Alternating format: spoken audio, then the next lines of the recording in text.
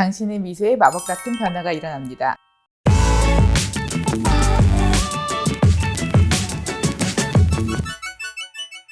안녕하세요. 오지교정TV 오지연 원장입니다.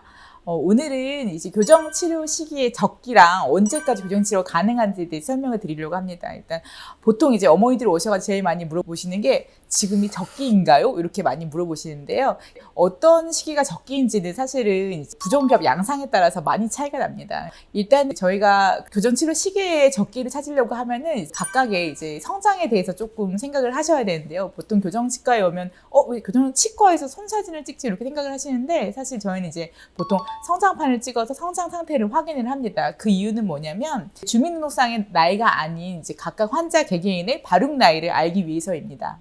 치과에 오면 일단은 이제 정밀 검사를 하면서 뭐 파노라마 사진, 세팔로 옆모습 엑스레이, 그 다음에 또 추가로 찍는 사진이 바로 이제 그 수완부 사진이라고 그 손가락 엑스레이를 찍게 되는데요. 보통 이제 옆에 보이시는 것처럼 이제 어린 친구들은 손가락 사이사이 마디뼈가 다 열려 있는 상태고요. 그 다음에 보시는 이 엑스레이처럼 성인들은 이제 뼈 마디가 다 닫혀 있는 상태입니다. 그래서 어느 정도까지 닫혀 있는지 따라서 이제 이 친구가 어떤 그 발육 그래프상에 어떤 시기에 왔는지를 알게 되고요. 그 각각의 시기에 따라서 치료 시기가 달라집니다. 예를 들어서 일단은 다 열려있는 시기가 교정치료 적기인 경우는 확장을 한다든지 이런 경우고요. 확장 같은 경우에는 이제 우리 어렸을 때 머리에 숨구멍이 있으니까 뭐 머리 누르지 말라 이렇게 하는 것처럼 실제로 이제 그 위에 상악, 입 천장뼈도 두 조각입니다. 그래서 이 두 조각이 조금씩 나이가 들수록 완전히 결합을 하게 되고, 나이가 들면은 조금 더 넓어지기가 어려운데, 어린 시기에 이 봉합이 열려 있는 시기에는 이제 상악골이 쉽게 이제 열리게 됩니다. 그래서 확장 치료는 이렇게 뼈가 다 마디마디가 열려 있을 때 하는 게 제일 좋습니다.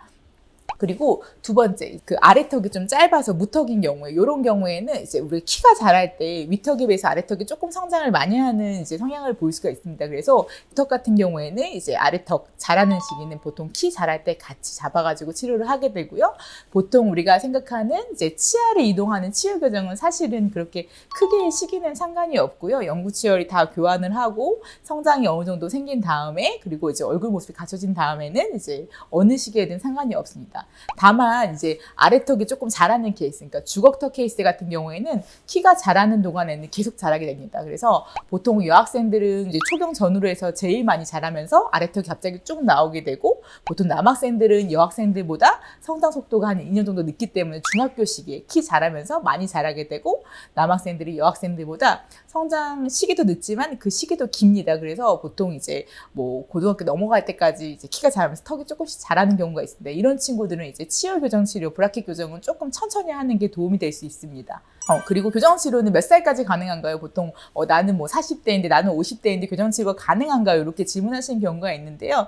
사실 교정 치료는 이제 특별하게 나이의 한계는 없습니다. 사실 실제로 이제 잇몸이 많이 안 좋은 뭐 60대나 이런 경우에도 이제 치아가 많이 틀어져 있어서 오히려 그거를 관리하기 힘들어서 깨끗하게 이제 치아를 배열을 해주고, 그 다음에 이제 양치질을 잘 할 수 있게 해주는 게 분명히 잇몸에 도움이 된다는 보고들이 많이 있거든요. 근데 다만 이제 저희가 참고를 할 거는, 보통 이제 10대가 교정치료가 적기다, 그다음에 10대의 교정치료에 하는 게 좋다, 청소년 게 좋다 하는 이유 같은 경우는, 우리가 그 치아 이동하는 것 자체의 원리를 생각을 해보면 이거는 이제 골 대사 과정입니다. 아까 말씀드렸던 것처럼 치아에 힘이 가해지면 이제 그 치주에 있는 세포들이 이동을 하면서 치아를 이동하는 거기 때문에, 나이가 들면 사실은 이제 골 대사가 많이 늦어지기 때문에 우리가 상처가 나도 이제 어린 친구들이 상처 낳는 속도랑 그다음에 나이 드신 분들이 상처 낳는 속도가 다른 것처럼 조금 어린 친구들이 이제 치아 이동이 빠르게 됩니다. 그래서 사실은 10대 때 하면 치아가 조금 빨리 이동을 하게 되고, 그래서 이제 20대 초반까지는 보통 빠르게 교정 치료를 하는데 크게 이제 제한점이 있는 건 없고요. 보통 근데 30대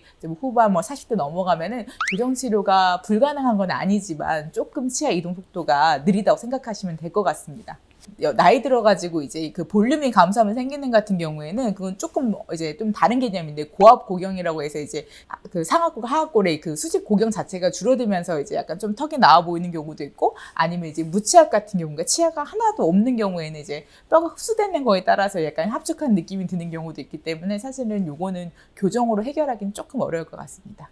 치아가 틀어지면서 이제 되는 거는 그건 됩니다. 그거가 틀어지는 이유는 이제 치아는 그 전방으로 원래 쏠리는 힘을 가지고 있고요. 이제 나이가 들어서 이제 잇몸뼈에서 잡아주는 힘이 약해지면 치아가 어떤 분들은 틀어지기도 하고 어떤 분들은 사실 벌어져서 내려오기도 합니다. 요거를 이제 치주적 이동이라고 하거든요. 병인적 치주적 이동이라고 하는데 이제 이런 경우에는 교정 치료로 어느 정도 해결이 가능하고 이제 나중에 유지장치를 갖다 안쪽에 잘 붙여 놓으면 이제 더 틀어지는 거를 예방하는 효과 같은 경우도 있습니다. 지금까지 교정 치료 시기와 그다음에 뭐 적기 그다음에 이제 나이의 한계 이런 거에 대해 설명을 드렸는데요. 지금 제가 이제 설명드린 것 중에서 혹시 더 궁금하시거나 아니면 뭐 더 모자란 설명이 있으시면 댓글 달아주시면 제가 또 답변을 드리도록 하겠습니다. 감사합니다.